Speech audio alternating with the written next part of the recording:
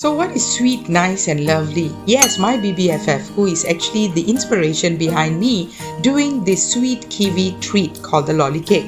And firstly, you need to melt the butter, and then we are improvising here using marshmallows instead of the Eskimo lolly. And I can smell the grated coconut being roasted. Let's grind some malt biscuits.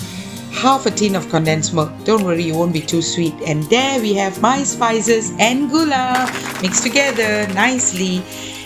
Put everything together, combining it well, and then you have the sticky paste. Now we got to assemble it into a log, something like a Swiss roll, and wrap it up and keep it in the fridge for at least 4 hours.